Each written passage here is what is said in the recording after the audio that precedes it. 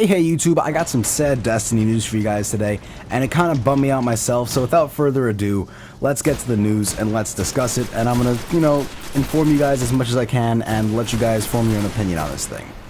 Whilst Deej, who is the community manager for Bungie, he's essentially the guy that links the development of anything Bungie does to the community that supports Bungie's games. Whilst he was streaming Destiny's beta with a couple people, there is a tweet your own question, and Deej will answer it if you have any questions about the beta or about Destiny itself. And someone asked if there's only one exploration zone per planet. Now, in response to this, Deej said yes, there's only one area per planet, and then he named the planets that you're going to be able to play on. Now, if you don't know what this means, I'll explain it, but before I do, if you want to draw your own conclusions, I'll place the audio which has all this information, Deej's audio, him talking himself. I'm going to place it at the end of this video because I've recorded it so you guys can form your own opinions.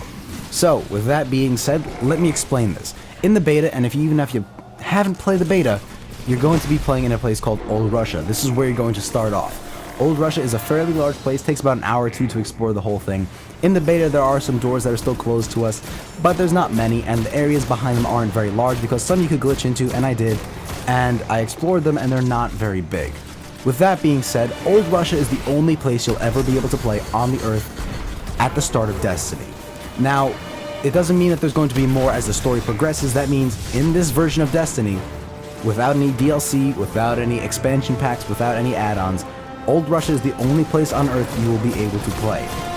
And if you listen to the audio I put at the end of this, you can hear Deej say something along the lines of, "We've shown you everything you're going to get with this version of Destiny."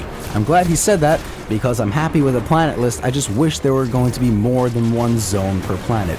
It seems kind of silly that all the enemies that pose such a threat to civilization are only attacking just Old Russia on Earth and not the rest of the planet. The moon I can understand, it's just one zone that they are, I guess, digging tunnels through. But it seems weird that only Old Russia on Earth is getting attacked.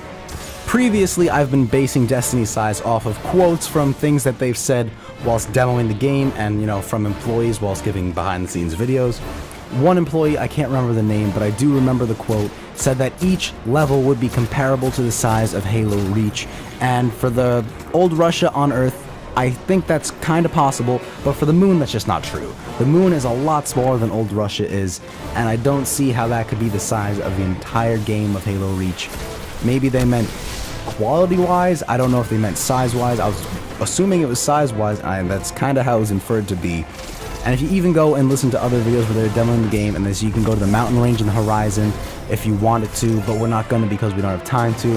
That was a lie. That's a skybox. There's a kill barrier in the way.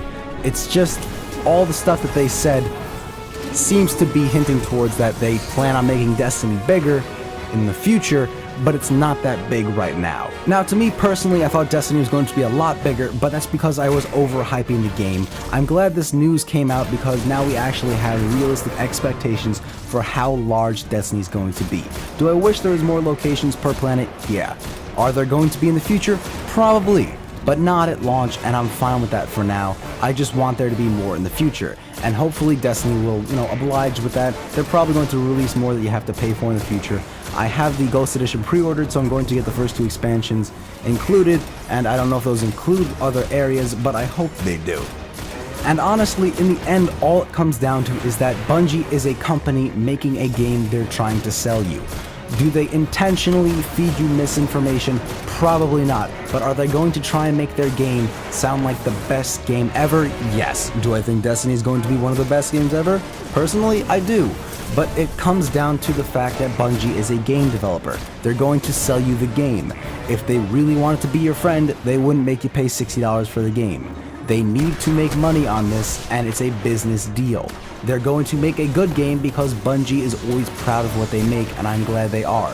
But sometimes they will unintentionally overhype the game because they do need to sell the game.